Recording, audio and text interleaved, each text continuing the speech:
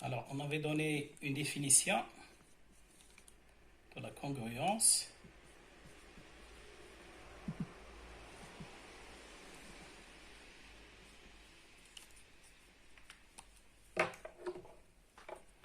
Alors, soit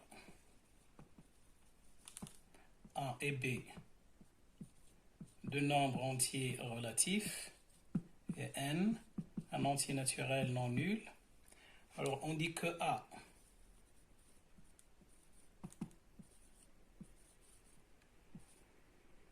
est congru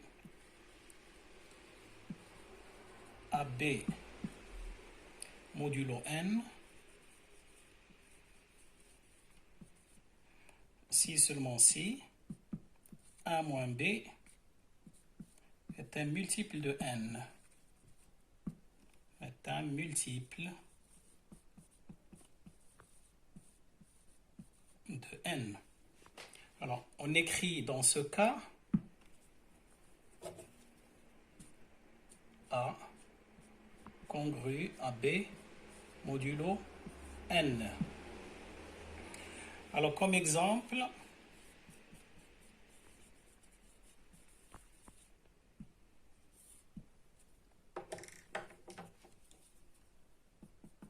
moins 2 est congru à 3 modulo 5, car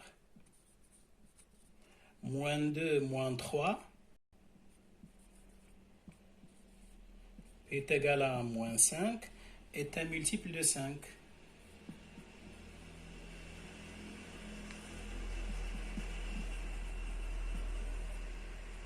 D'accord? Alors, comme autre exemple, prenons 13 congru à 7 modulo 2, car 13 moins 17, qui est égal à 6, est un multiple de 2. D'accord? Donc, c'est la définition de la congruence. Alors, on va voir des propriétés sur la congruence. Donc, petit 3,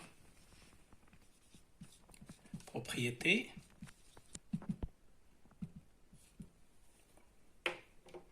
Alors, on va prendre A, B, C et D dans Z et N appartenant à N étoile. Alors, on a toujours A est congru à lui-même modulo N, car A moins A, il est égal à 0, c'est un multiple de N. D'accord? Cette relation de congruence, on dit qu'elle est réflexive. Congruence est réflexive.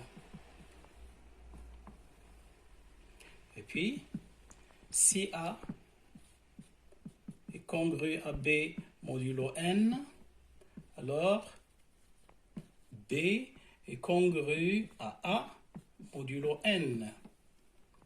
On dit que la congruence est symétrique.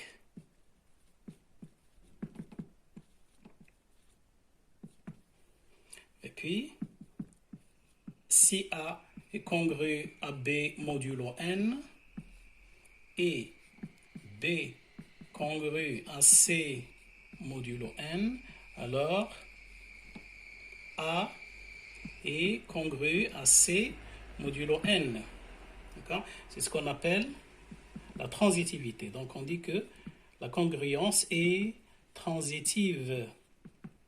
Cette relation est transitive. Donc, elle est réflexive, symétrique. Si A est congru à B modulo N, c'est-à-dire si A moins B est un multiple de N, bien sûr B moins A est aussi un multiple de N, donc B congru à A modulo N. Donc il y a une symétrie pour cette congruence. On dit que la congruence est une relation symétrique. Si A est congru à B modulo N et B congru à C modulo N, alors A est congru à C modulo N.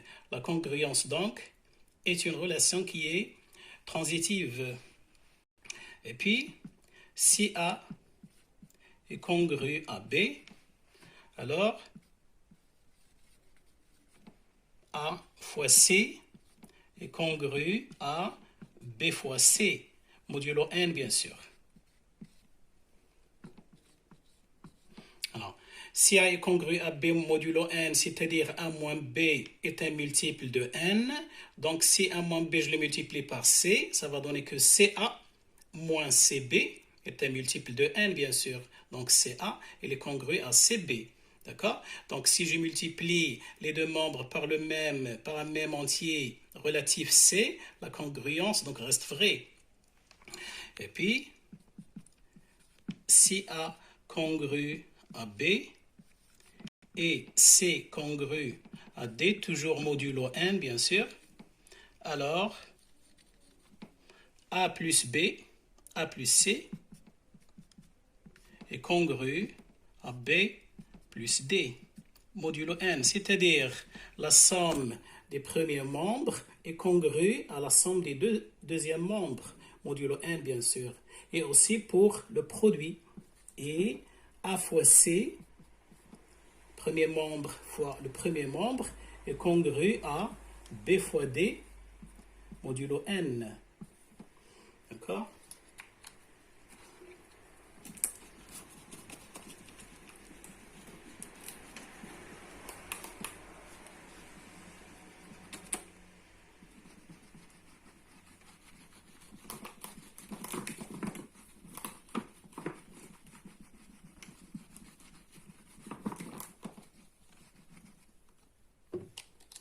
Et puis, si A est congru à B modulo N, alors, quel que soit P appartenant à N, A puissance P est congru à B puissance P modulo N.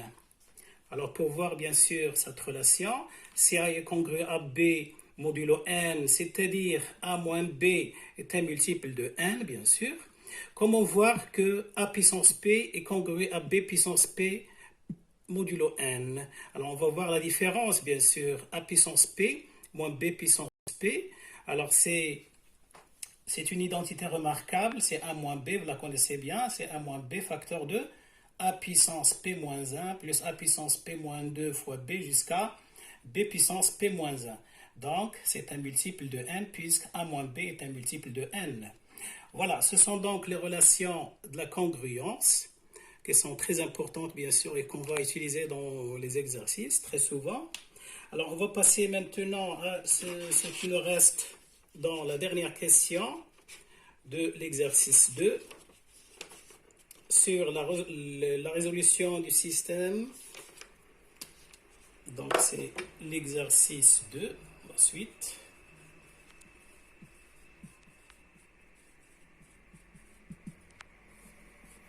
Alors, ça nous reste la résolution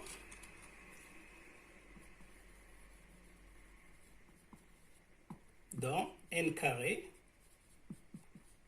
du système x, y, PGCD est égal à 12, et puis x plus y est égal à 96. Alors bien sûr ici, x et y, ce sont des entiers naturels. Cherchons donc les x et y, le couple xy qui vérifie leur PGCD est égal à 12 et leur somme est égale à 96. Alors bien sûr, ça nous apparaît pour la première vision que c'était très difficile de savoir tous les entiers naturels qui vérifient leur somme est égale à 96 et le PGCD est égal à 12. Mais voyons bien sûr le miracle de l'arithmétique qui va nous faciliter la résolution de ce système. Alors voyons, à partir de PGCD de x et y est égal à 12, alors on va expliquer cette égalité. Le PGCD est égal à 12, c'est-à-dire que 12 est un diviseur de x et c'est aussi un diviseur de y. Alors, voyons donc, x y PGCD est égal à 12, donc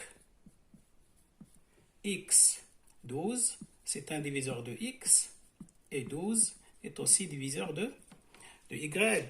Donc x est un multiple de 12 et y est un multiple de 12. Alors donc on peut écrire bien sûr x peut s'écrire de la forme 12x' et y peut s'écrire de la forme 12y' avec bien sûr x', y' est un couple d'entiers naturels.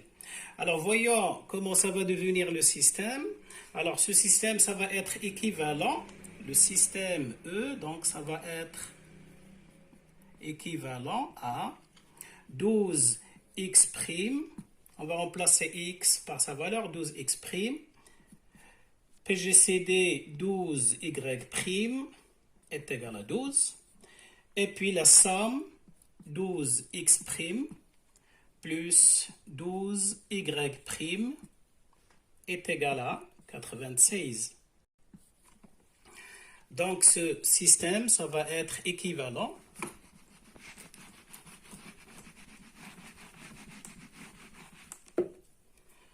Alors, ça va être équivalent. 12x' PGCD avec 12y', c'est comme si on factorise par 12. Le PGCD donc a la forme de factorisation.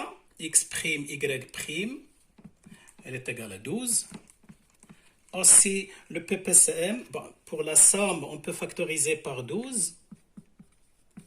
Ça va devenir un système qui est très facile à résoudre, bien sûr, 96.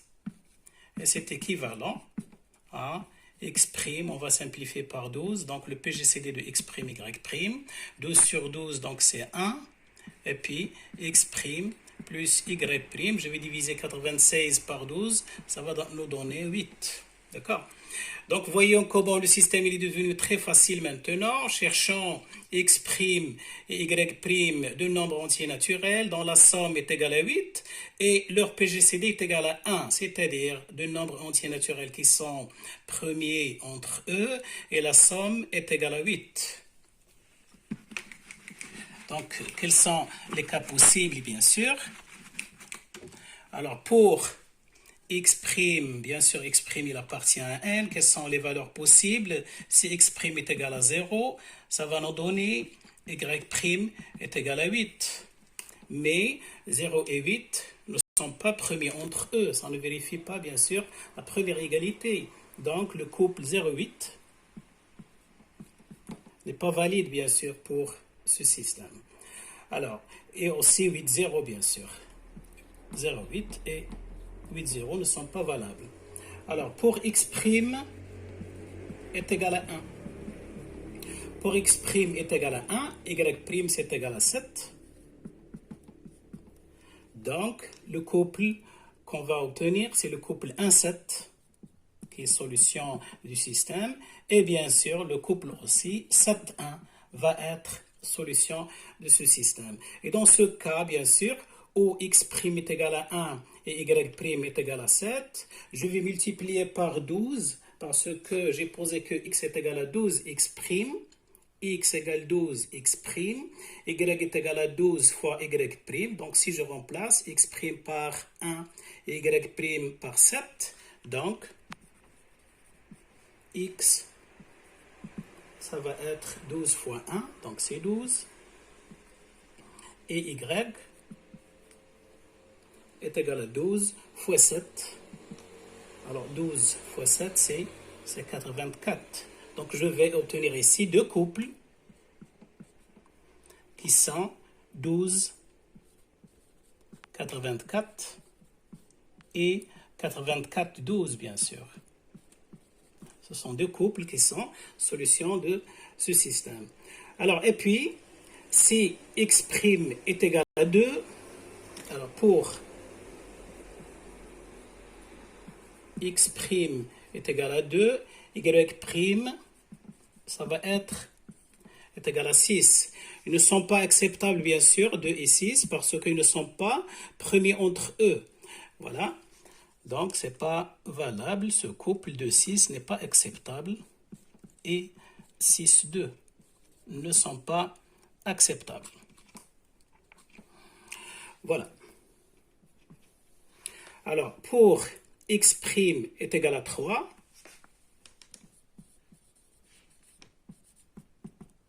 voyons, si x' est égal à 3, y' va être égal à 5.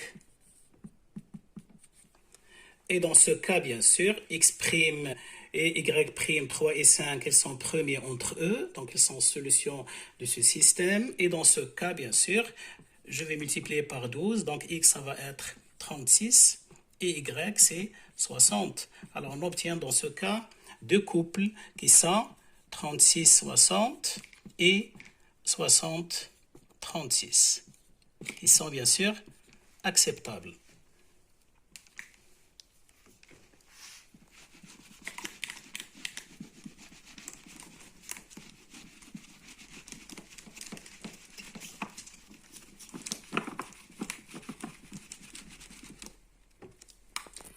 Alors, l'autre cas, bien sûr, x' peut être égal à 4.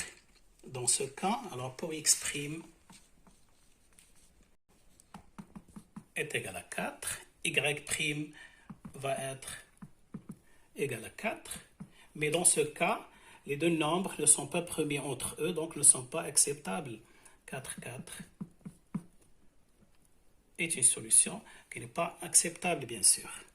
Voilà, pour x' est égal à 5, y' va être égal à 3. Donc, on va revenir déjà aux solutions qu'on a déjà trouvées, 3, 5 et 5, 3. Donc, on va retourner aux solutions qui sont déjà trouvées, bien sûr. Par suite, les solutions du système, voyons bien sûr, c'est... Alors, il y a le système 12, il y a les couples 12, 84, 84, 12,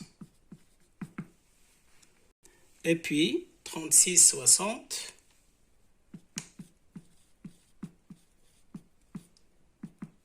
et 60, 36. Voilà. Voyons, avec cette méthode, on a facilité, bien sûr, la résolution de ce système qui n'est pas facile, bien sûr, à résoudre. Et c'est le miracle de l'arithmétique, bien sûr. Voilà. Alors, on va passer à l'utilisation de la congruence qui est très importante. On va passer donc à l'exercice 4.